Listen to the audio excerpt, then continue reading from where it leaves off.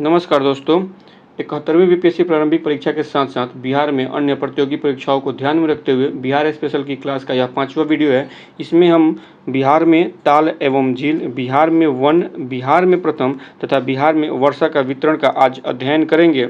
इस क्लास में सबसे पहले आज का टॉपिक जो हम देखेंगे वो है बिहार में ताल एवं झील। तो चलिए देखते हैं कि बिहार में कौन से तालाब या कौन सी झीलें जो हैं कहाँ पर स्थित हैं। आप मैप के माध्यम से देख सकते हैं कि कुशेश्वर स्थान झील जो है यहाँ पे आप देख सकते हैं, ये दरभंगा जिला में ये दरभंगा जिला में स्थित है। वहीं पे कांवर झील की बात कर लें तो कांवर झील जो है ये बेगूसराय जिले में स्थित है।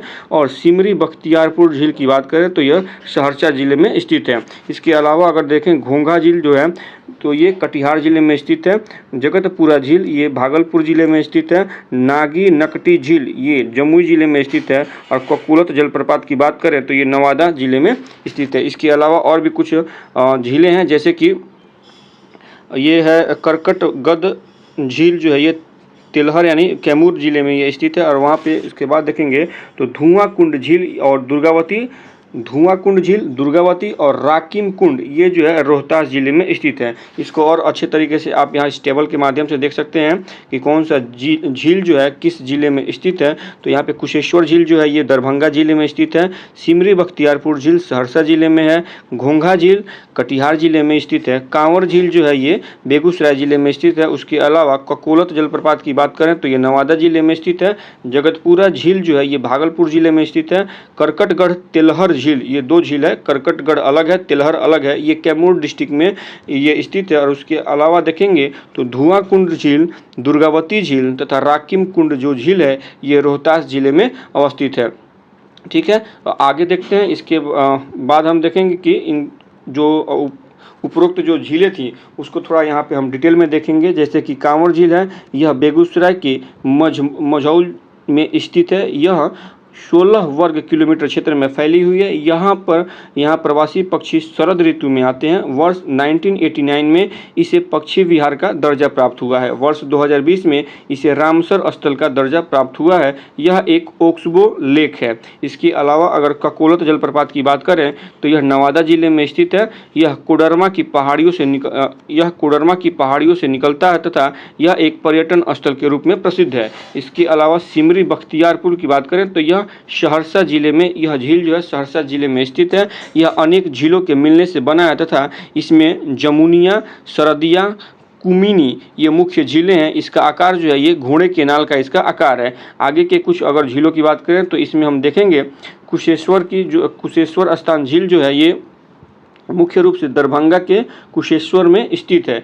यहाँ वर्षा ऋतु में यह बृहद क्षेत्र में फैल जाती है तथा शरद ऋतु में कम हो जाती है। जैविक महत्व के साथ धार्मिक महत्व भी यह झील रखती है। यह मत्स्य पालन और व्यापार का एक बड़ा केंद्र भी है। इसके अलावा अगर नागी नकटी को देखेंगे तो यह जमुई जिले में झाझा में स्थित है। जमुई जिले के झाझा में नागा नकटी जो है पक्षी झील जो है ये स्थित है। इसका नाम नदी के नाम पर रखा गया है। इस नदी पर नागी नकटी डैम भी स्थित है। यह बिहार का दूसरा, यानी नागी जो है दूसरा और नकटी जो है ये तीसरा बिहार का रामसर स्थल है। ठीक है, इसके अलावा इसे सन 2024 में रामसर स्थल के रूप में शामिल किया गया है। इसके अलावा अगर बात करें घोघा झील की तो घोघा झील जो है ये कटिहार जिले में स्थित है। इसके आसपास अनेक छोटी छोटी झीलें हैं। यह भी प्रवासी पक्षियों के लिए महत्वपूर्ण है तथा यह बिहार का पहला सामुदायिक रिजर्व है। इसके अलावा देखें अगर विक्रमशिला गंगेटिक डॉल्फिन अभयारण्य की बात करें तो यह भागलपुर जिले में स्थित है। विशेषता इसकी यह है कि यह अभयारण्य जो है गंगा नदी में स्थित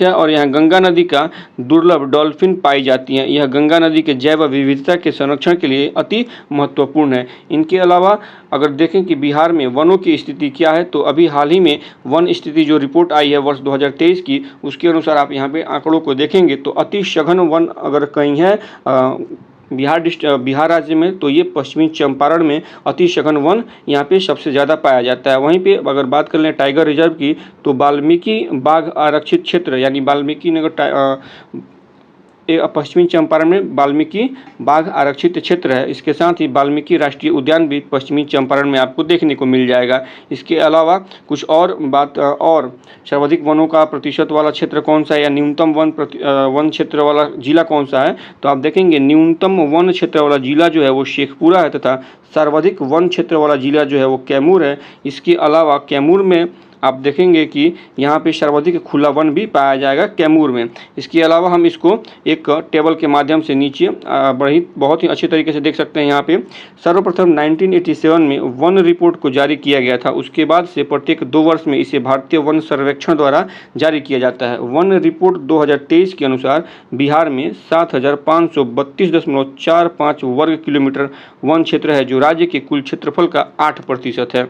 ठीक है, इसके अलावा कुछ और फैक्ट्स है यहाँ पे बिहार को लेके कि अति सघन वन की बात करें तो 0.41% यानी 387 वर्ग किलोमीटर में अति सघन वन है बिहार में।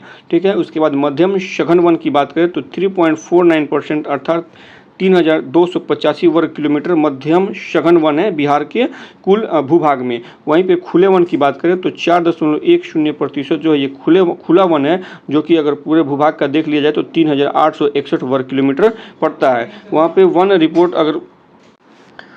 रिपोर्ट 2021 की तुलना में वन रिपोर्ट 2023 में वनों में प्रतिशत वृद्धि की बात करें तो ये 2.06% की वृद्धि हुई है। उसके साथ ही बिहार में एकमात्र राष्ट्रीय उद्यान है जिसका नाम है वाल्मीकि राष्ट्रीय उद्यान, जो कि पश्चिमी चंपारण में है। बिहार में 2 बाघ आरक्षित क्षेत्र हैं, वाल्मीकि बाघ आरक्षित क्षेत्र जो कि पश्चिमी चंपारण में है और दूसरा है कैमूर बाघ आरक्षित क्षेत्र। बिहार का जो दूसरा बाघ आरक्षित क्षेत्र है ये कैमूर बाघ आरक्षित क्षेत्र है, जो कि अभी प्रस्तावित है, बनकर तैयार नहीं हुआ, अभी एक निर्माणाधीन है। इसके बाद अगर देख लें बिहार में दिसंबर 2025 तक कुल बाघों की ये आंकड़ा गलत दिया गया, दिसंबर नहीं, ये 2025 नहीं, दिसंबर 2024 तक हो सकता है। कुल बाघ 67 बाघ थे। ठीक है, और भारत में कुल 58 बाघ आरक्षित क्षेत्र हैं। माधव टाइगर रिजर्व 58वां बाघ आरक्षित क्षेत्र है, जो कि मध्य प्रदेश में स्थित है। इसके अलावा रातापानी का आप देखेंगे, रातापानी टाइगर रिजर्व 55वां बाघ आरक्षित क्षेत्र है, जो मध्य प्रदेश में है। भारत में कुल 107 राष्ट्रीय उद्यान है। सिमलीपाल नेशनल पार्क की बात करें तो यह उड़ीसा में स्थित है, यह भारत का 107वां राष्ट्रीय उद्यान है। इसके अलावा गौतम बुद्ध वन्यजीव अभयारण्य यह गया में अवस्थित है, जिसमें चीता, सांबर, तेंदुआ, हिरण आदि जैसे जानवरों का निवास है। गयाश्री का नाम बदलकर गयाश्री कर दिया गया है। ठीक है, तो इस बात को आप लोग याद रखेंगे, ये नया फैक्ट है। इसके अलावा यहाँ पे एक कंपैरिजन देखने को मिल जाएगा आपको बिहार का भारत के साथ कंपैरिजन। तो भारत में कुल वन एवं वृक्षावरण की बात करें तो बिहार में कुल वन एवं वृक्षावरण को देखें तो ये 9,903 वर्ग किलोमीटर क्षेत्र में कुल वन एवं वृक्षावरण है। ठीक है, इसके अलावा अगर भारत में देखें तो कुल वन एवं वृक्षावरण जो है वो 8,27,356.95 वर्ग किलोमीटर में ये कुल वन एवं वृक्षावरण फैला हुआ है। वहीं पे कुल वनावरण की बात करें तो बिहार में 7,532.45 वर्ग किलोमीटर भूभाग में कुल वनावरण है, जो कि बिहार के कुल भूभाग का 8% है। वहीं भारत में ये 7,15,342.61 वर्ग किलोमीटर में कुल वनावरण फैला हुआ है। ठीक है, इसके बाद अगर कुल वृक्षावरण की बात कर लें तो 2,370.21% जो है ये बिहार में 2,370.21 वर्ग किलोमीटर में बिहार में कुल वृक्षावरण है। जबकि भारत की बात कर लें तो 1,12,014 वर्ग किलोमीटर में कुल वृक्षावरण फैला हुआ है। जबकि कुल वृद्धि की बात कर लें तो बिहार में 181 वर्ग किलोमीटर के क्षेत्र में वनों की वृद्धि हुई है। वहीं पे भारत में बात कर लें तो 1,445.81 वर्ग किलोमीटर में वन या वृक्षावरण की जो वृद्धि हुई है। ठीक है, इसके अलावा अगर देखें तो कुल वन में वृद्धि अगर देख लें तो 151 वर्ग किलोमीटर में वृद्धि हुई है, जबकि भारत में ये 156 वर्ग किलोमीटर में वृद्धि हुई है। कुल वृक्षावरण में वृद्धि कितनी है बिहार में तो 29.121 वर्ग किलोमीटर में वृद्धि हुई है, जबकि भारत के स्तर पर देखा जाए तो 289.40 वर्ग किलोमीटर की वृद्धि हुई है। इसके अलावा अगर यहाँ पर देखा जाए कि अब पैमाना अगर देखा जाए कि सर्वाधिक वन वाला जिला कौन सा है बिहार में, तो सर्वाधिक वन वाला जिला कैमूर है, दूसरे नंबर पे चंपारण है, तीसरे नंबर पे जमुई है। वहीं पर अगर राष्ट्रीय स्तर पर देखा जाए तो सर्वाधिक वन वाला राज्य जो है वो मध्य प्रदेश है, उसके बाद अरुणाचल प्रदेश और फिर छत्तीसगढ़ है। इसके अलावा देखें अगला पॉइंट देखें तो सबसे कम वन वाला जिला जो है वो बिहार में कौन सा है, तो शेखपुरा है, अरवल है और जहानाबाद है। जबकि राज्य की बात करें राष्ट्रीय स्तर पर भारत में सबसे कम वन वाला जिला कौन सा है, तो चंडीगढ़ है, लक्षद्वीप है और पुडुचेरी है। इसके अलावा सर्वाधिक वन वाला जिला बिहार में कौन है, कैमूर है, जमुई और मुंगेर है। जबकि राष्ट्रीय स्तर पर भारत में सर्वाधिक वन वाला जो राज्य है वो मिजोरम है, अरुणाचल प्रदेश, अंडमान और निकोबार है। इसके अलावा अगर बात करें 2021 की तुलना में वृद्धि वाला जिला कौन सा है, तो ये भागलपुर, मधुबनी और पूर्वी चंपारण। बिहार में ये 3 जिले हैं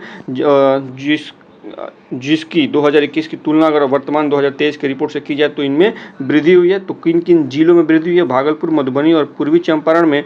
वहीं पर अगर राज्य की बात कर लें तो मिजोरम, गुजरात और उड़ीसा में 2021 की तुलना में वृद्धि हुई है।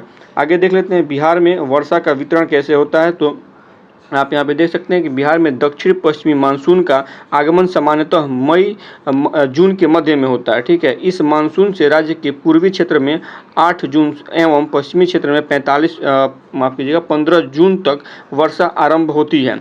अगर इसके बाद और कुछ टॉपिक को देखें यहाँ पे और पॉइंट्स को, तो इसमें है कि बिहार में वर्षा सबसे पहले उत्तरी, पूर्वी एवं पूर्वी क्षेत्र में होती है, जबकि पठारी क्षेत्र में वर्षा सबसे देर से होती है। सबसे अधिक वर्षा जो है जुलाई एवं अगस्त माह में होती है। दक्षिण पश्चिमी मानसून के आगमन का मुख्य कारण जेट स्ट्रीम है। जेट स्ट्रीम का हिमालय के दक्षिण भाग से उत्तर की ओर स्थानांतरित होना है। दक्षिण पश्चिम मानसून का जो प्रभाव है बिहार में मध्य अक्टूबर तक रहता है, इसलिए राज्य में मध्य जून से मध्य अक्टूबर तक का काल जो है ये वर्षा ऋतु का काल कहा जाता है। बिहार में प्रायः उत्तर से दक्षिण एवं पूर्व से पश्चिम में वर्षा कम होती है। इसके अलावा अगर अगला टॉपिक में देखें तो एक बिहार के भौगोलिक स्थिति से अलग आकर हम देखेंगे यहाँ पे बिहार में प्रथम कौन सीएम हुए या कौन राज्यपाल हुए, इसको देखेंगे अगर तो यहाँ पे हम देखने को हमें मिलता है कि बिहार के प्रथम मुख्यमंत्री कौन थे, तो श्री कृष्ण सिंह थे। बिहार के प्रथम राज्यपाल जयराम दास दौलत राम थे। बिहार से बनने वाले पहले राष्ट्रपति कौन थे, डॉक्टर राजेंद्र प्रसाद थे, जिनका जन्म स्थान सिवान जिला है। सिवान जिला के ये जीरादेई के रहने वाले थे और जीरादेई को महात्मा गांधी ने तीर्थ स्थल कह के संबोधित किया था। पटना उच्च न्यायालय जिसकी स्थापना 1916 को हुई थी, पटना उच्च न्यायालय की स्थापना 1916 को हुई थी, के पहले मुख्य न्यायाधीश सर एडवर्ड मेनॉर्ड देश सैम्स चमियर थे। बिहार की पहली महिला मुख्यमंत्री की बात करें तो ये राबड़ी देवी थी। बिहार के पहले शिक्षा मंत्री श्री कृष्ण सिंह थे। वहीं पे बिहार के पहले उप मुख्यमंत्री अनुग्रह नारायण सिंह जी थे। और बिहार विधानसभा के पहले अध्यक्ष की बात करें तो ये राम दयालु सिंह थे। बिहार से बनने वाले पहले उपराष्ट्रपति डॉक्टर जाकिर हुसैन जी थे। और बिहार विधान परिषद के पहले अध्यक्ष रामाश्रय प्रसाद सिंह थे। बिहार के पहले स्वतंत्रता सेनानी बाबू कुंवर सिंह या वीर कुंवर सिंह जी थे। बिहार की पहली महिला राज्यपाल राम दुलारी सिन्हा थी। इसके साथ ही बिहार के पहले दलित मुख्यमंत्री की बात करें तो ये भोला पासवान शास्त्री जी थे। बिहार के पहले मुस्लिम मुख्यमंत्री अब्दुल गफूर थे। बिहार में पहली बार राष्ट्रपति शासन 29 जून 1968 को लगा था। और बिहार की पहली महिला जो लोकसभा अध्यक्ष बनी थी मीरा कुमार थे, जो कि बाबू जगजीवन राम की पुत्री थी। बिहार के पहले आईएएस की बात करें तो सत्येंद्र नारायण सिन्हा जो थे ये बिहार के पहले आईएएस थे। और बिहार के पहले आईपीएस अधिकारी श्याम सुंदर शर्मा जी थे। बिहार के प्रथम प्रधानमंत्री के पद के समकक्ष थे मोहन यूनुस, इनका नाम यहाँ से देख सकते हैं मोहम्मद यूनुस। 1937 में ये बिहार के प्रधानमंत्री के रूप में नियुक्त हुए थे। वहीं पे वर्ष 1912 में बिहार और उड़ीसा प्रेसिडेंसी के पहले गवर्नर लॉर्ड हार्डिंग या चार्ल्स हार्डिंग थे।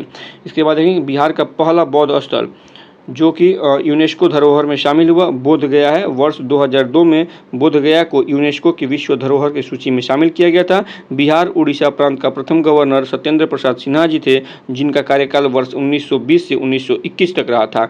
बिहार उड़ीसा प्रांत का प्रथम lieutenant governor sir Charles Stuart Bailey थे, जिनका कार्यकाल 1912 से 1915 तक रहा था। और बिहार राज्य के प्रथम गवर्नर की बात करें तो ये सर जेम्स डेविड स्टीफन थे, जिनका कार्यकाल वर्ष 1936 से रहा है। इसके अलावा भी यहाँ पे कुछ और फैक्ट्स हैं, जैसे कि बिहार की पहली महिला राज्यपाल राम दुलारी सिन्हा थी। बिहार के पहले लोकायुक्त कौन थे? जनार्दन ठाकुर थे। बिहार के पहले पुलिस महानिदेशक डीजीपी कौन थे? यानी डायरेक्टर जनरल ऑफ पुलिस कौन थे? श्याम प्रसाद सुंदर जी थे। और बिहार की पहली महिला सांसद राधा गोविंद ठाकुर थी।